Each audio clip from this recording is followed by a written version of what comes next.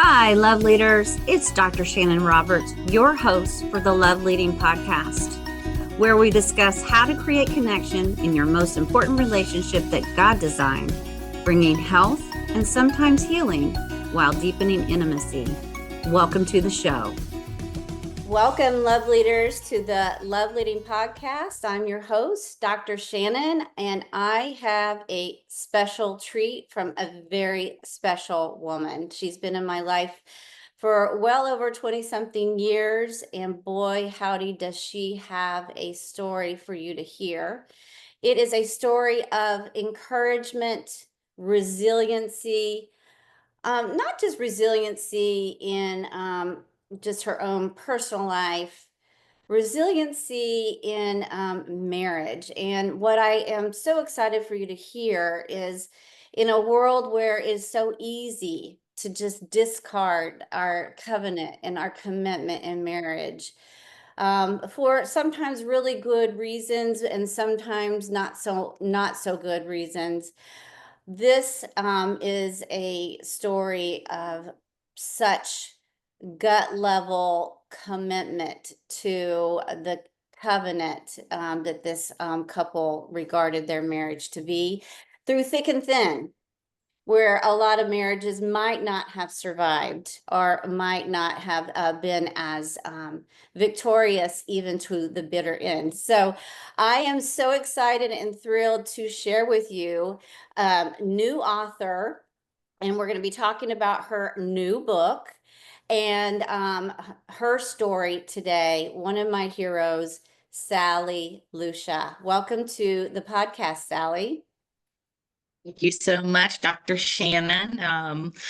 I think back of the time when I first met you. You were pregnant with your third child and entered Who is into, now 22. yeah. And I even then, I think I said to you more than once, you were sent to Tampa just for me at Oh, that particular time of what I had been going through in my life, and I really felt like for you were sent, of course, for many reasons, but for me personally, you were definite support in a time of need. So thank you for that.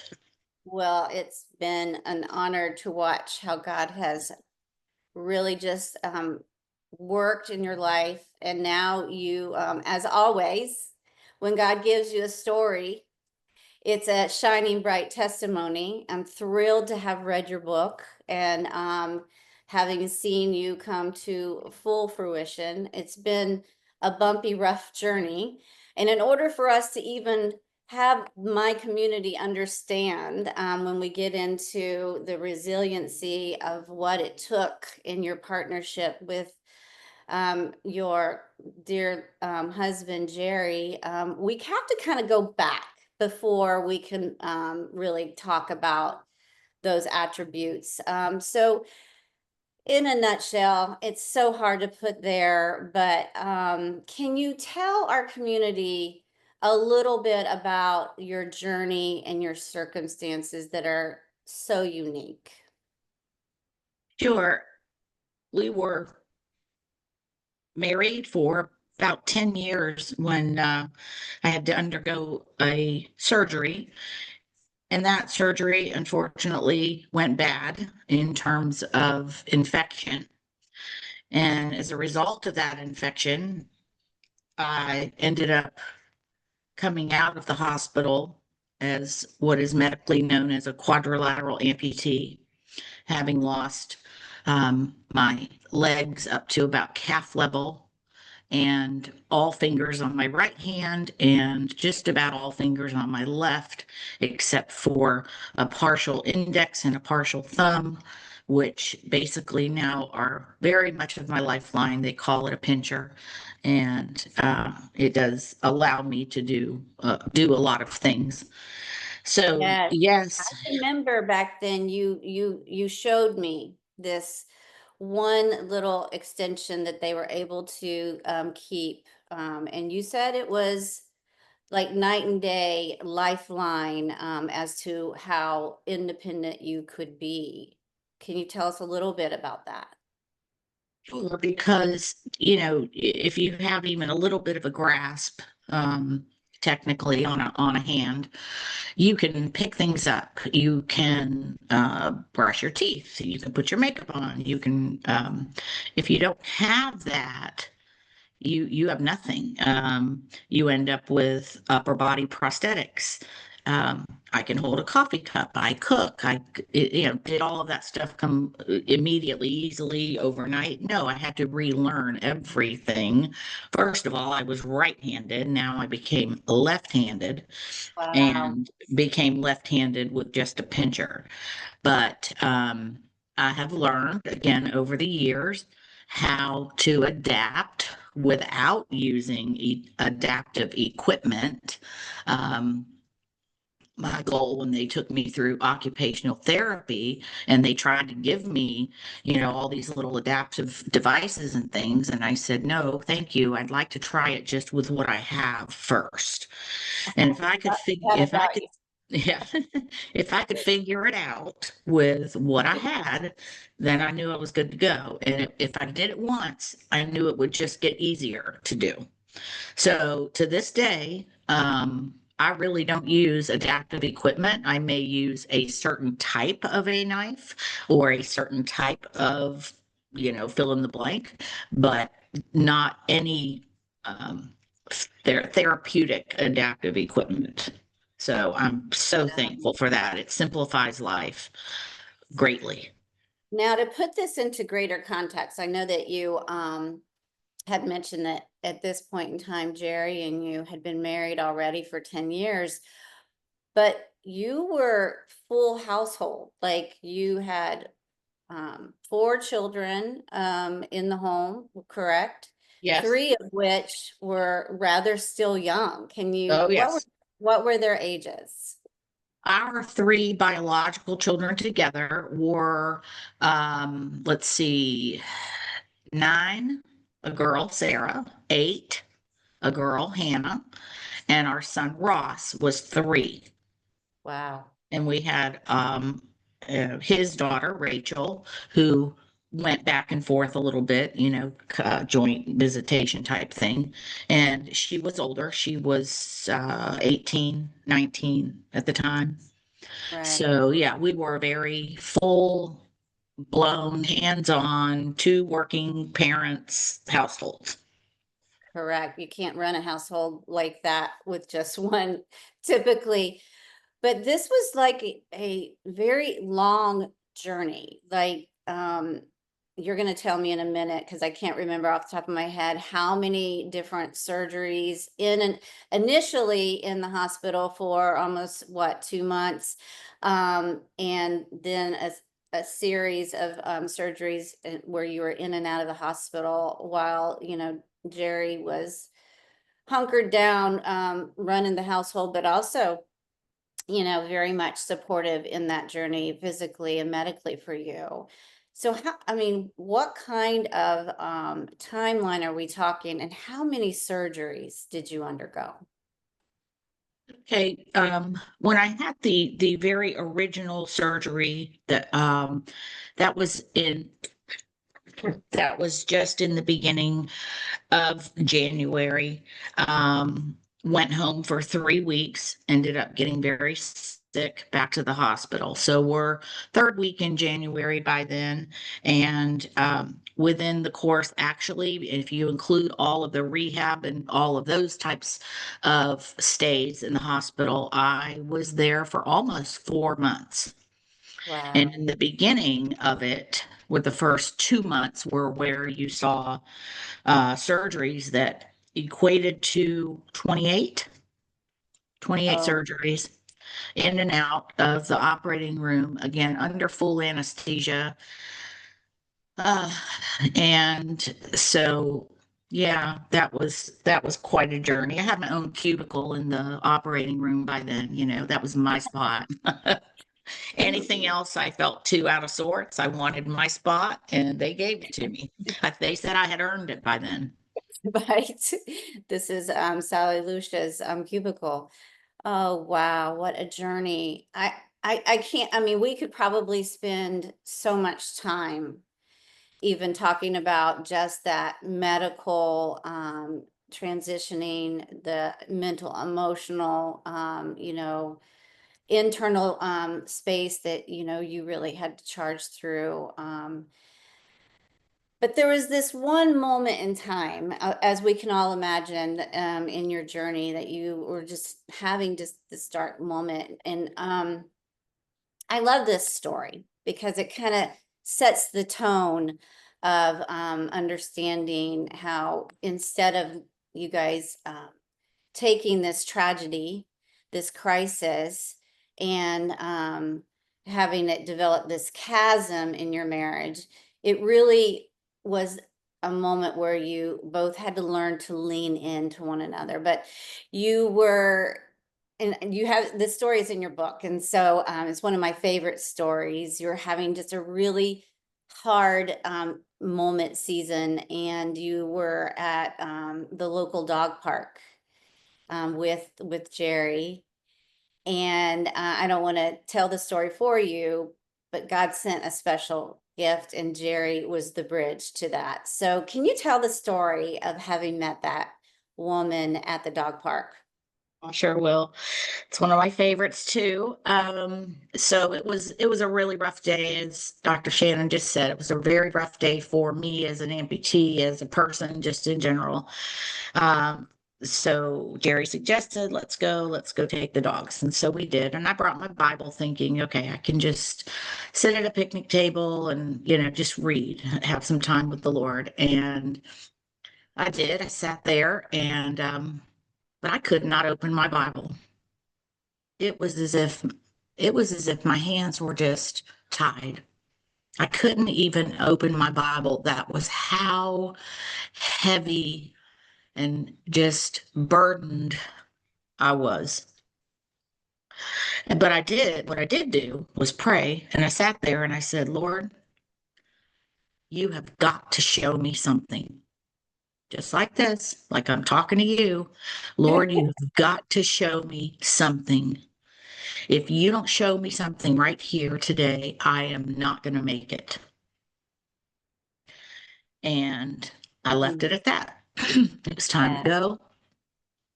We were getting into the car. I was already in the car. Jerry walked around to get in his side. And all of a sudden he said, Sally, look. I said, what? And I turned to where he was pointing, and walking into our direction was a man and a woman and a little girl, their dog. But what was unique about this woman was that she had a prosthetic leg all the way up to her thigh, and she was wearing shorts, and she was just walking as proud as she possibly could.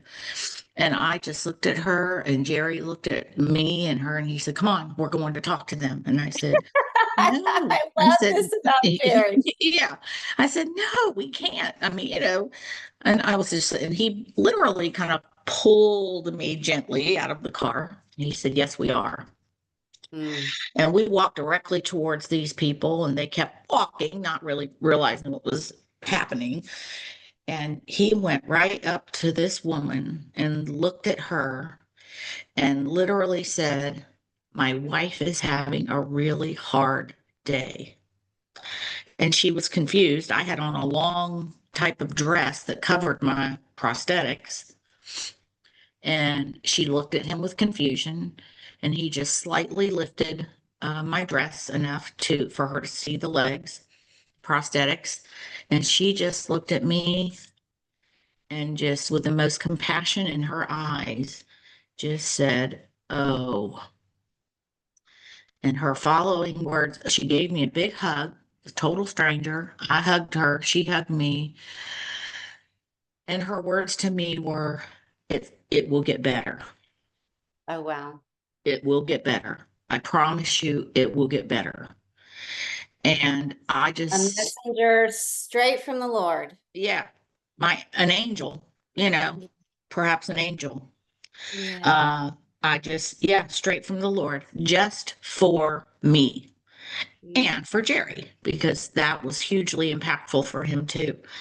Um, In what and way? In what way do you think it was impactful as well to well, I him? think for him as well, seeing a man and a woman still Uh-huh. together, still Yeah. together, a husband supporting and walking proudly with his wife, their family unit, perhaps, um, and just seeing him that man in his role still taking care of his wife and going and proudly going.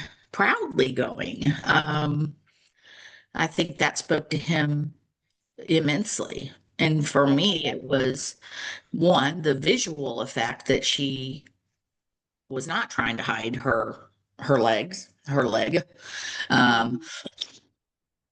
and just being very proud and being okay walking with her man and going. And she encouraged me. She gave me her card. She was a local pediatrician, as a matter of fact, gave me her card and said, "You call me anytime, day or night." This is what she said Wow. to me.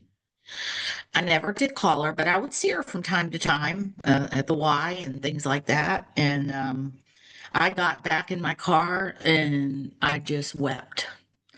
And I wept because I could not even believe that my God was so personal just for me, that he orchestrated that very intense and impactful meeting.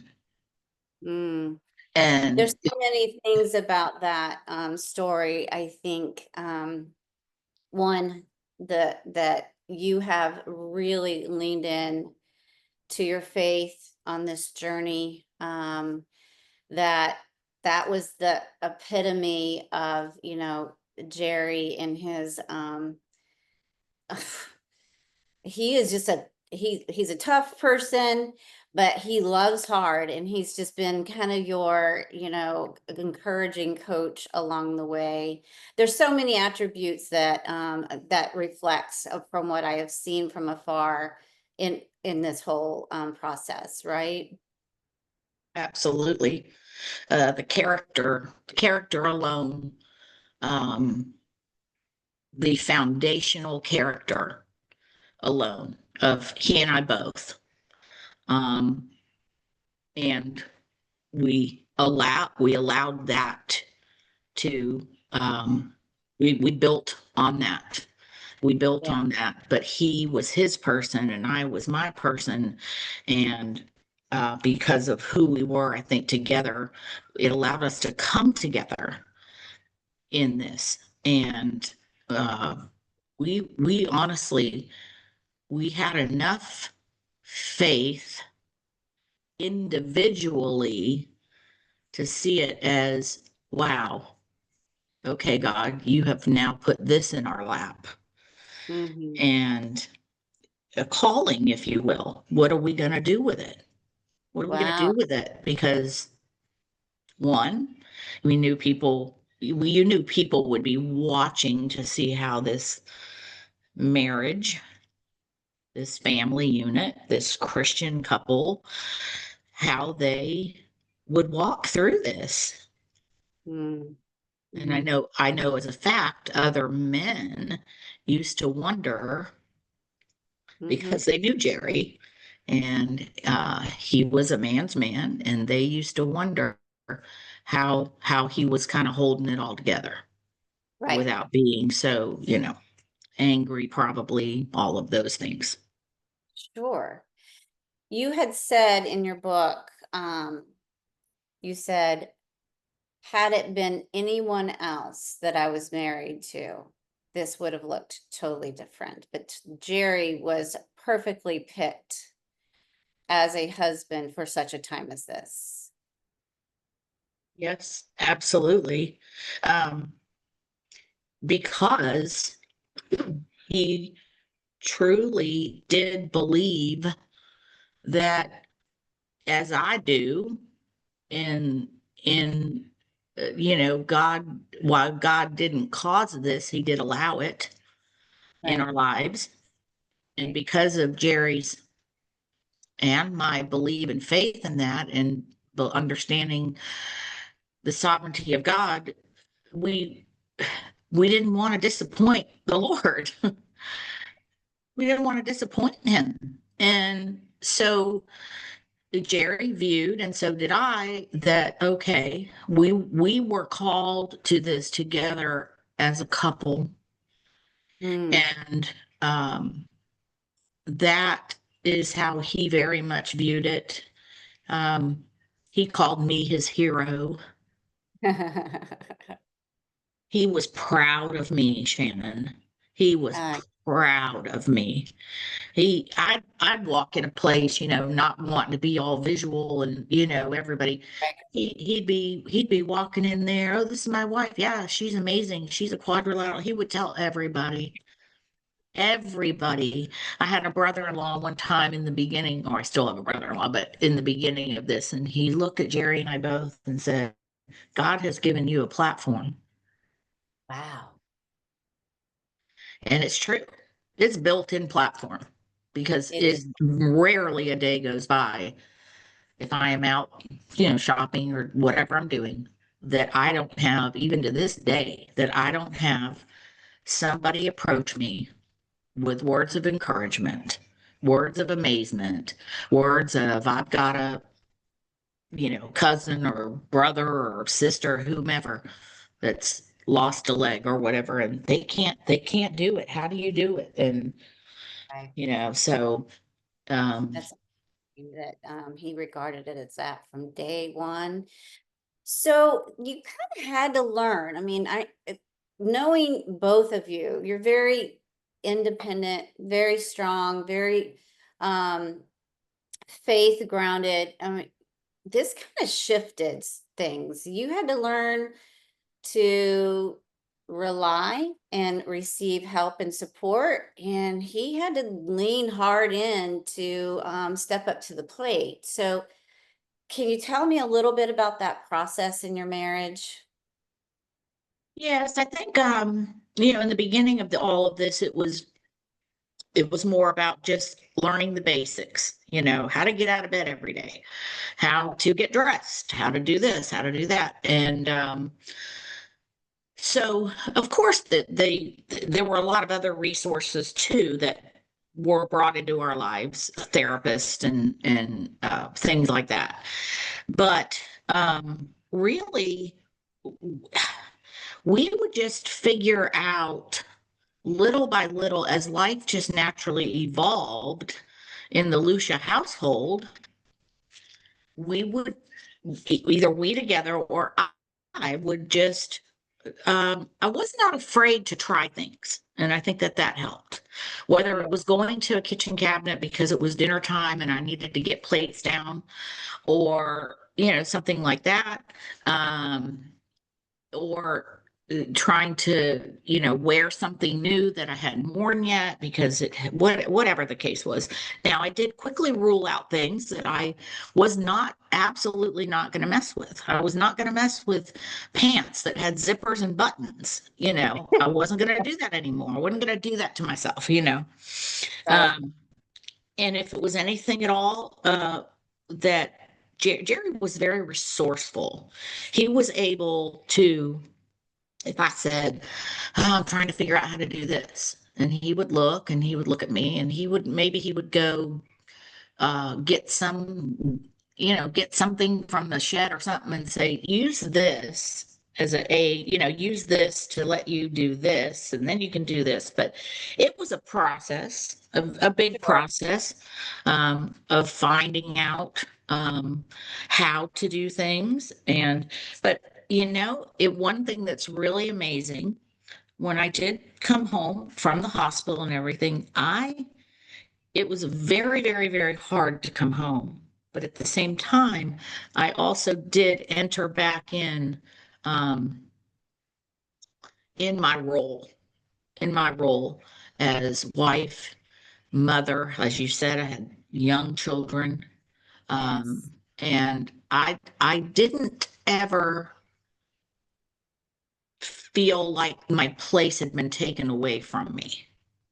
which He was did really, leave you some space to not just curl up and to not just give up. He gave you the space to learn how to do the independent skills and to only step in, I guess, when you needed those resourceful, assistance. yes, and one thing that we were always very, very careful about was he would help me with things that I really truly could have done on my own, but because his goal was to make my life easier. And if it meant, just him doing X for me because it was easier, then he would do that. But one thing we always did was we made sure that I knew how to do what I needed to do. Because I needed to know, right? I needed to know. I needed to know how to do the things that I needed to do in Jerry's absence. Uh, so that was a very wise thing from the very beginning. It was, because, gosh, Sally, fast forward to today, you lost your dearly beloved Jerry, not too long ago, correct? Yeah, you're right. I sure did, Shannon, in a very tragic, unexpected way on September 23rd of 2024. Hmm. The Lord decided to take Jerry Lucia from this earth and from me and from his children and his friends and all of those things. So, yeah. So now I'm walking this alone, but not alone because I do have the Lord, of course, and so much other support. Yeah. But yeah, Well, that was a tough one. yeah, tough one. But having what you just said, that he really, fostered you learning how to be independent as much as possible so that you could survive without him, physically, right? Um, so yeah, to the very end, he was so dedicated to you. I'm sure that the Lord greeted him with, "Well done, good and faithful servant." And even this blow, Sally, hasn't stopped you from the calling and the platform, has it? You have, only been a year into your grief, losing your lifetime love. You've written a book. You have been, invited to be on formats such as this podcast, speaking events.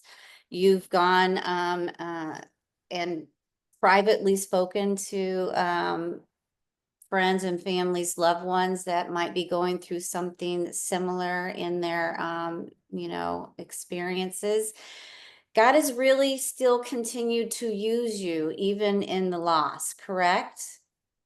Absolutely. In fact, because because of my foundational faith and my belief in God and his sovereignty and his plans, I I am doing my best to embrace where I am now, and continue the story because it's another huge part of how the Lord has taken me to a whole nother level of depth with Yeah. him and how, just how to try to get through each and every day. Um, and so, yes, I'm not, in fact, I think this has spurred me on even more Oh God. to, because 25 years passed before I wrote this book as far as being an amputee. I had gathered information, and I would try a couple of times to start a book form and just couldn't do it. And then Right. 2024 hit with, a few other tragedies before Jerry's loss. And when Jerry passed, after things settled just a little bit, maybe 3 weeks after, I said, I have got to write this book. And the Lord flew open the doors of getting me the resources that I needed, such as a writing coach and those types of things that are needed, a publishing consultant. Um, because I'm it was my story, but those pieces I needed help with for sure. Absolutely. Yeah, I remember that whole process myself. Woo! So Yeah. I admire you. Um, so what is the name of your book, Sally, and where can people purchase it? My book is entitled In the Midst of Suffering, and it is available through Amazon and also there in paperback and digital form. And it is a story of faith and tragedy and grief and ultimately freedom. That Mm, is the general description of the book. And it is a story to behold. It has mm, at this point gotten great reviews, yes. and it is doing the job that I had hoped and prayed that it would do. Absolutely, it is. So I am a sucker for a victory story, the underdog coming and rising to the top. I don't cry at sad things. I cry at sweet, bittersweet victory things. And I cried through your book. Because it is such a message of encouragement. So I'm just gonna appeal to my community out there. Go to Amazon, order In the Midst of Suffering, and be prepared to be encouraged. You cannot walk away from this book without just a modern day Job kind of feeling that God still shows up in those really dark places, and he's still sovereign, in control, and leads people through the path. Um, but also being said, you can't walk away with excuses in life from this story. There is no, you don't have any excuses not to continue to learn how to live to the fullest, thrive to the fullest in the Lord, and to love hard in the resiliency times in your marriage. This is a true book of encouragement in all levels of that aspect. So you are my hero, Sally. I'm going to put all contacts on how people can get in touch with you. Please reach out to Sally if you have a platform for her to come share her testimony. If you see that you might individually might want to use her for a point of encouragement like she had at one point in time. If you see any aspects of your story in kind of combo, reach out. All of her contact information is in the show notes. Thank you, Sally. You are my hero. Thank you for coming. Thank you so much for having me. It's a pleasure.